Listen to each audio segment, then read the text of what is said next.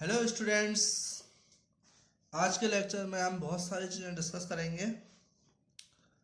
कल आपका थोड़ा सा रिवाइज कर देता हूँ। आपने कल चार्ज पढ़ा था, चार्ज की प्रॉपर्टी पढ़ी थी।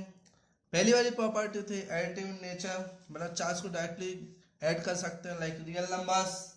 और नेक्स्ट प्रॉपर्टी पढ़ी थी charge is conserved in nature. And उसके बाद थर्ड प्रॉपर्टी पढ़ी थी quantization of charge. Quantization of charge means आपने पढ़ा था Q equals to plus minus n into E, where E equals to 1.6 into 10 power minus 19 coulomb. Right? Coulomb is the unit of charge, and charge is a scalar quantity. Charge is a scalar quantity. और कल आपने पढ़ा था Q equals to plus minus n ही होता है। इसका मतलब charge on any body, the charge on any body is equal to the integral multiple of charge on electron और प्रोटॉन। राइट? तो इसका मतलब हमने पढ़ा था कल कि चार्ज कोई सी भी बॉडी पर लाया करते plus minus 3e plus minus 7e, ऐसे एग्जाम्पल लिए थे बहुत सारी चीजें, है ना। अब इसमें फ्रैक्शन में नहीं होती। तो एक चीज और क्लियर कर देता हूँ, क्वार्क्स और एंटी क्वार्क्स के केस में जो कि फ्री स्टेट में नहीं मिलते, इसीलिए उनको कंसीडर नहीं करते हैं, तो उनके ऊपर चार्ज फ्रैक्शन में होता है, विच इज नॉट कंसीडरेबल। तो मैंने ज़्यादा उसका डिस्कस नहीं करना है, ना ही उसका ज़्यादा स्टडी करना है, क्योंकि वो फ्री स्टेट में प्रेजेंस नहीं रहते हैं। ठीक है। नाउ एक क्वेश्चन देखते हैं। एक क्वेश्चन है, how many electrons from 1 coulomb of charge. 1 coulomb charge में कितने इलेक्ट्रॉन्स होते हैं। तो देखिए सिंपल सी बात है, Q equals to N e, n equals to q by e. मेरे पास चार्ज कितने हैं 1 कूलम, और E की वैल्यू कल मैंने बताई थी आपको, आज भी बताइए 1.6 into 10 power minus 19 coulomb. Now we get 6.25 into 10 to the power 18 electrons. Right? आप सॉल्व करोगे तो आपको ये मिलेगा, मतलब इतने इलेक्ट्रॉन्स इसमें क्या करते हैं, लाया करते हैं। Clear? Hello students, now we have to compare the properties of charge and mass. बताइए क्या कंपेयर कर सकते हैं इसमें, चार्ज एंड मास में। दोनों फंडामेंटल प्रॉपर्टी है, बट डिफरेंस और सिमिलरिटी क्या है इनमें, क्या कंपेरिजन कर सकते हैं। तो पहला वाला कंपेरिजन तो आपको क्लियर सा दिख रहा होगा कि charge can be positive, negative और जीरो। चार्ज तो क्या कहते हैं, पॉजिटिव, नेगेटिव, जीरो, आपने पूरे केस में देख चुके हैं आप। और मास इज ऑलवेज पॉजिटिव। मास हमेशा क्या होता है, पॉजिटिव। किसी भी बॉडी, किसी का भी मास, कभी आपने नेगेटिव सुना है क्या, नहीं सुना है। किसी का मास नेगेटिव में होगा क्या, नहीं। तो मास इज ऑलवेज पॉजिटिव। और नेक्स्ट डिफरेंस में क्या हो सकते हैं, नेक्स्ट कोई सिमिलरिटी वगैरह बता सकते हैं आप। चार्ज को कल एक एडिटिव नेचर पढ़ा था, मतलब चार्ज क्या करते हैं, डायरेक्टली ऐड कर सकते हैं, और मास भी क्या कर सकते हैं, डायरेक्टली ऐड कर सकते हैं।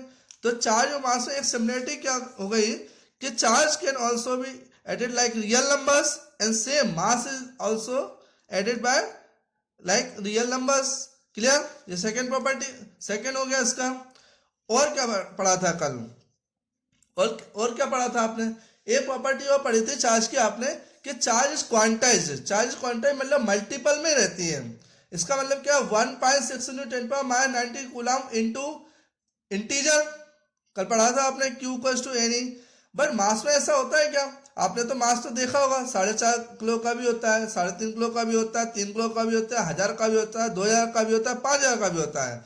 तो क्या होता है कि charge is quantized but mass is not considered to be quantized. Clear है?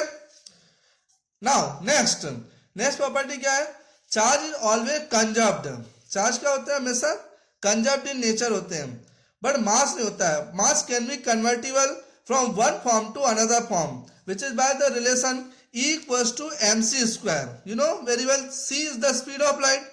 E equals to mc square होता है, c is the speed of light, but mass can be changeable, so the whole value can be changeable. तो E equals to कितना हो जाएगा, mc square। तो E की value बार बार change होती रहेगी। क्लियर है ये प्रॉपर्टी? नाउ नेक्स्ट आपने पढ़ा होगा चार्ज, ये नहीं पढ़ा होगा, ये बता देता हूं मैं इसमें, क्योंकि चार्ज चाहे मोशन हो चाहे रेस्ट हो, चार्ज की वैल्यू क्या रहेगी, फिक्स रहेगी, उसको चेंज नहीं कर सकते हैं।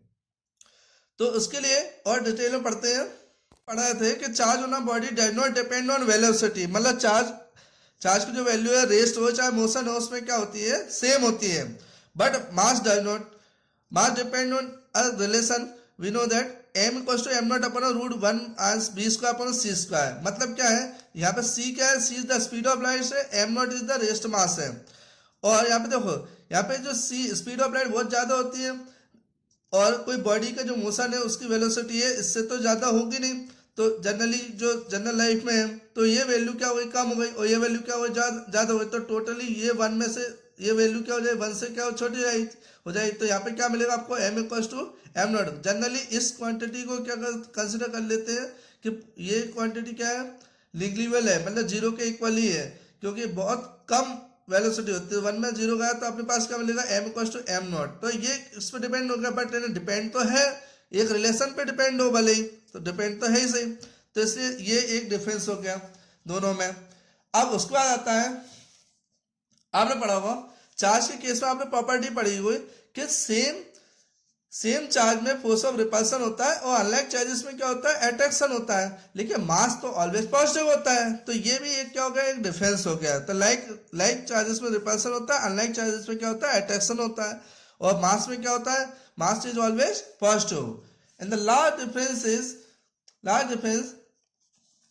डिफरेंस जो कि फर्स्ट होना चाहिए था, कि जो आपको पहले समझ में आ जाना चाहिए, जो आपके माइंड में पहले से चलना चाहिए, कि किसी भी चार्ज का मास होता है, किसी भी चार्ज का मास एग्जिस्ट करता है, लेकिन किसी भी मास का जरूरी नहीं कि उसके पास चार्ज हो। ठीक है, तो चार्ज में not exist without mass, but mass exist without charge. Mass तो एग्जिस्ट करेगा, आप हो तो आपके ऊपर जरूरी थोड़ी ना कि चार्ज हो ही सही, जरूरी नहीं। कोई बॉडी रखी है तो उसके पास जरूरी थोड़ी ना कि चार्ज उस पर बना ही रहे। ठीक है, क्लियर हुआ?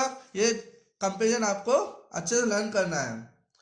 हेलो स्टूडेंट्स, हम कूलम्स लॉ पढ़ेंगे। इस साइंटिस्ट का नाम था, कोई भी साइंटिस्ट अगर कोई लॉ बनाता है तो उसकी पूरी डिस्कवरी होती है, अच्छे से उसकी रिसर्च होती है, तब कोई लॉ पारित होता है। तो उसमें से एक लॉ दिया था कूलाम ने। उनका नाम था चार्ल्स ऑगस्टिन डी कूलाम। उन्होंने जो चार्ज के बीच में फोर्स डिस्कस किया था, तो उसका जो फोर्स का नाम जो रखा गया था वो है कूलाम्स फोर्स, और जिसका नाम इलेक्ट्रोस्टैटिक फोर्स भी बोला जाता है। तो अब इसके बारे में डिस्कस करते हैं। कूलाम ने बोला था कि 2 चार्ज रखे हैं। ठीक है, अब ध्यान से सुनना आप। ठीक है, ये statement, let us consider 2 charge, let us consider 2 charge Q1 and Q2, let us consider 2 charge Q1 Q2 which are placed very small distance apart, which is known as R. You know very well, both charge can be positive, both charge can be negative, one can be negative, second one can be positive, one can be positive, second can be negative. ठीक है, clear है? इसका मतलब है ये दोनों charge रखे हैं, दोनों पॉजिटिव दोनों नेगेटिव हो सकते हैं, एक पॉजिटिव एक नेगेटिव, एक नेगेटिव एक पॉजिटिव हो सकता है। तो इसका मतलब इनके बीच में क्या होगा, फोर्स ऑफ अट्रैक्शन और रिपल्सन। तो कूलाम ने बोला था, कूलाम भैया ने बोला था कि द फोर्स ऑफ अट्रैक्शन और repulsion, the force of attraction और repulsion between both the charges is directly proportional to the magnitude. The force of attraction or repulsion between both the charges is directly proportional to the product of magnitude of both the charges. Magnitude of both the charges. Clear है? ठीक है, फिर से recall करवाता हूं. The force of attraction or repulsion between both the charges is directly proportional to the product of magnitude of both the charges. Clear है? Now, next line उन्होंने बोली थी, next, the force of attraction between both the charges is inversely proportional to the square of distance between both the charges. Square of distance between both the charges. अब इन दोनों को मैं combine करता हूं तो F is directly proportional to क्या मिलेगा, Q1 Q2 upon में R स्क्वायर. जनरली मैंने मैग्नीट्यूड को क्या कंसिडर कर लिया है, Q1 Q2. ठीक है, अलग अलग बुकों में अलग अलग तरीके से लिखा हुआ, बुकों से कोई मतलब नहीं है, अपन ने कंसिडर कर लिया कि एक मैग्नीट्यूड है कि Q1 और Q2. मैग्नीट्यूड होने के बाद स्केलर क्वांटिटी मिल जाती है.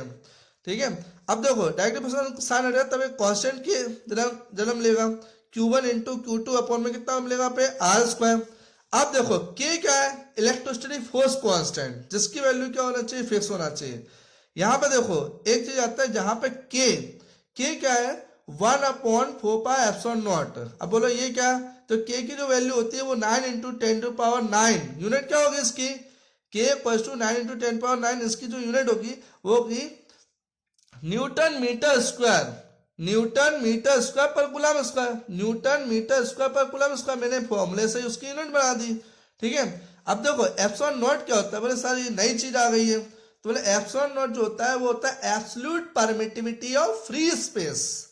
एब्सोल्यूट परमिटिविटी का मतलब जो होता है वो होता है दो चार्जेस के बीच की मीडियम की वैल्यू को मेजर करता है। ध्यान सुनना क्या बोल रहा हूं मैं, मेरे पास ने क्या है, दो चार्जेस है उनके बीच में कितना मीडियम है उसकी वैल्यू को मेजर करता है। तो epsilon not is used for free space, ठीक है। तो इसकी जो वैल्यू होती है वो 8.854 × 10⁻11।